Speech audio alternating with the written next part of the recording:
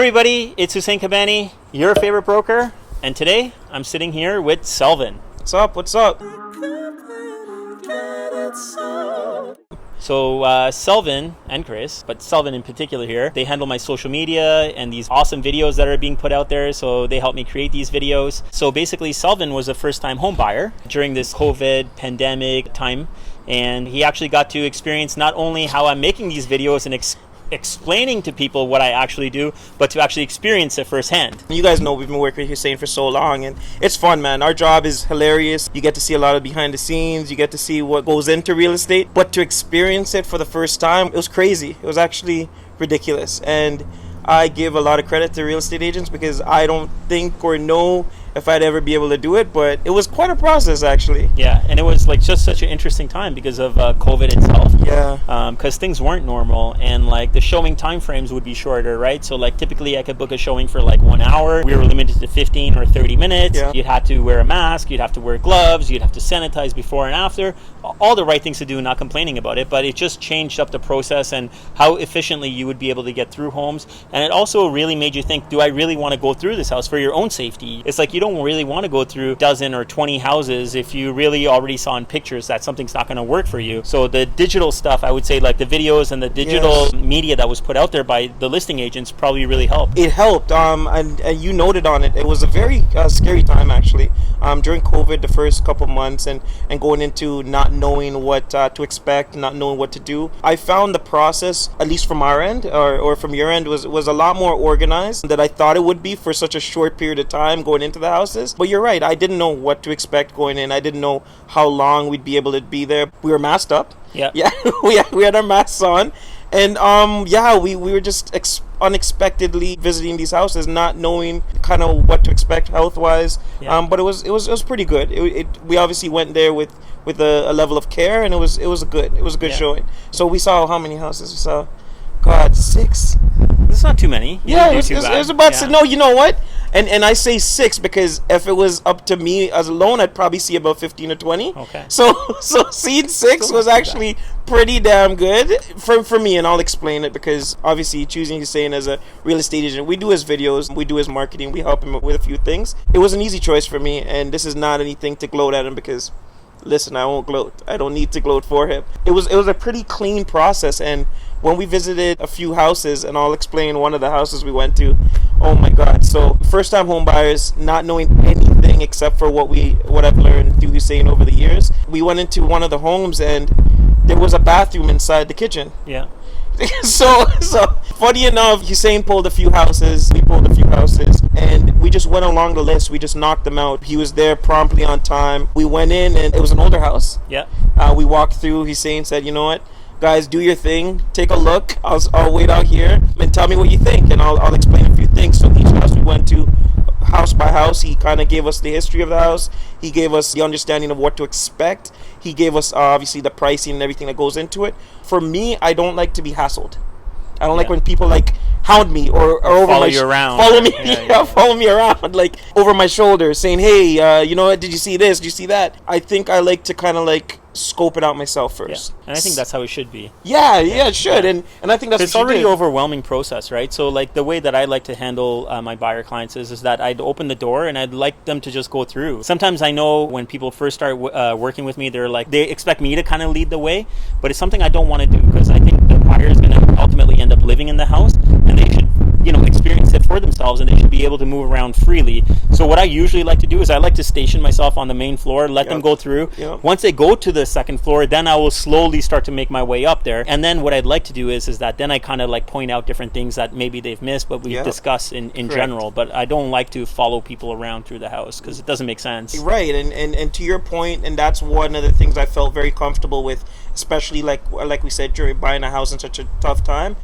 My wife and I didn't want any extra stress on top of it, like, hey guys, did you see this, did you see that? So we felt comfortable in that manner. The house viewing process, I would say, was pretty cool. It was different. We always thought it wouldn't come so soon, but it did, and when it did happen, it made us feel very accomplished, I would say. Sure. As in, hey, you know what? You get one step further in life. You get to view a home that you potentially could buy, and I'm going to tell you some things about it, but you're ultimately going to see it for yourself. Yeah. Which was pretty cool, right? How'd you like the multiple offer process? And Oh. that's a very stressful thing for a first-time home buyer to go in and see. The thing, it becomes as tough as even to search online. Like if you have a budget of like say $550,000 or $600,000, you're going to be searching right up to that budget, and then I have to kind of reel you back and say, hey, listen, I know you're qualified at $600,000, but this house listed at $599. They want $700,000 for this property. It's like a whole different explaining process at the same time. So houses like Selvin or other people would even sell me, I have to like basically go back to them and say, yeah, I didn't send this to you because this is what's going to happen. And you experienced something really crazy on a house that you liked. Yeah, you did that a few times. You kind of brought us back home.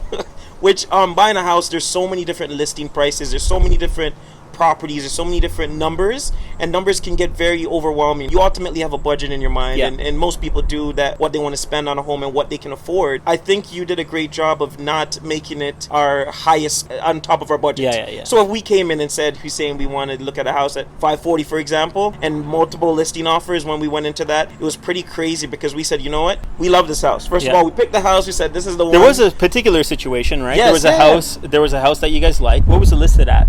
I was listed at $499. $499, and we're like, okay, well, this could be within budget because it's $499. Correct. We go through the house. There's like tons of realtor cards there. Like entire counter, I think, was covered in the realtor cards. Right? That's correct. And how many offers did they end up getting? God, I think it was 20. Yeah, or I think even maybe more. But like it was around 25. 20. Yeah, 20, 25. It was crazy. Yeah. You were updating us as we went along during and I think we didn't even go in at that point because it was just too aggressive. And you know what? That's another thing that I found very interesting, and it was good to know, is know when to kind of understand what prices are going to be sold at, and you got to cut it somewhere. And that house I think had 25 offers, and it ultimately sold for I think 80,000 above. I'm asking if we were to go back to even the one that we originally settled on. We went in thinking, hey, Hussein, we want to spend... Because we were in multiple offer again. We were in multiple offer once again. We went in saying, you know what, Hussein, we love this house so much, go to the top of our budget. Yeah. And what did you say? Don't do it.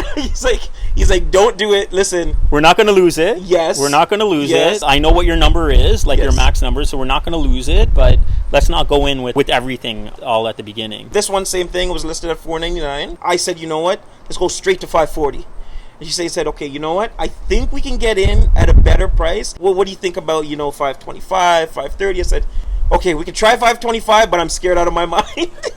Scared out of my mind. What can we do? How can we get it? It was a back and forth process. It was a back and forth process. I forgot how many offers they ultimately had. 6 offers or so. Yeah, it makes sense. Even like the conditions that we had in the offer, right? Basically, the standard conditions is mortgage and home inspection. So even those conditions, I think we initially cut them down from the standard 5 days. I think we went 3 or 4 days, or 2 to 3 days, something like that. And I think like going back and forth with the listing agent, really nice guy. We kind of got an understanding that we are kind of in there, and we have a really good shot at getting this property. After talking to him, and everyone did a second round and whatnot, and I don't think we really increased in price. No, we didn't. Yeah, but we kind of we already had an indication of like, our price is going to work, but there's some other challenges that we have to get over. Ultimately, we were able to get some information and find out that, hey, listen, our price is good, but we needed to drop our conditions. Going into an older property, like I'm not a huge fan of like dropping conditions and stuff like that. What we found out was we were actually able to find out what the tipping point was going to be on this offer, right? Correct. It was either the price is okay, but you remove these conditions and you're going to get it, and if you don't remove the conditions, you're not going to get it. And I think I tried to play off that we're not going to remove the conditions, and they're like, you're not going to get it. And I was like, whoa, hold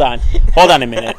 Give me a second here. Yeah. Let's see what we can do, right? And so I had to go back to Selvin, and I mean, like, that's got to be a difficult decision as a first-time home buyer to say, hey, I'm going to take out my mortgage condition and my home inspection condition, because first-time home buyer, you're already going over asking price. Correct. Like, what is the appraisal really going to come in on the property? That's correct. It's a tough call. It is a tough call, and one thing I'll mention is it was our call. Yeah, I wouldn't make the call. I was just about to say it. I won't make that call. That is exactly what it was. Hussein said, you know what, I've given you a lot of advice. This one I will not make the call on. Well, he didn't make the call on anything except for what we gave him permission to, but he said, you know what, it's up to you, but this is what's going to get you the house. Which, once again, I feel very comfortable with knowing that it's our ultimate choice in the end, and it's not being made by anybody else. A few back and forths, and one of the happiest moments was when we got that final call saying, "Hey guys, we got it." Honestly, as a first-time home buyer, you get that smile on your face. Me and my wife are very happy. We celebrated, and obviously the process doesn't stop there, which is maybe for another video. Yeah, we'll talk about. Beginning. Yeah, that was just the beginning, Yeah. but yeah, man,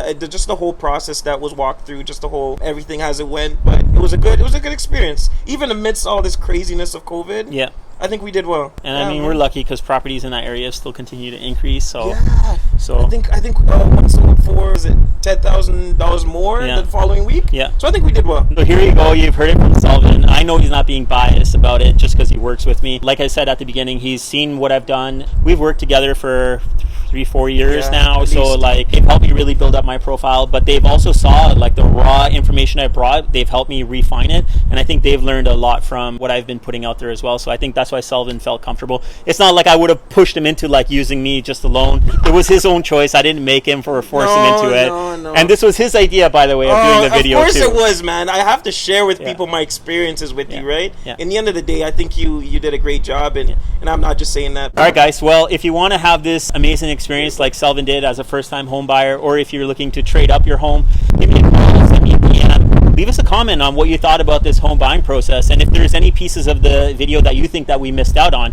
we'd love to kind of like go back to you and let you know the details that you feel that we may have missed. Until next time, guys, remember one thing: get Cabani, get sold. Sell it, sell it, sell it, sell it, sell it, sold.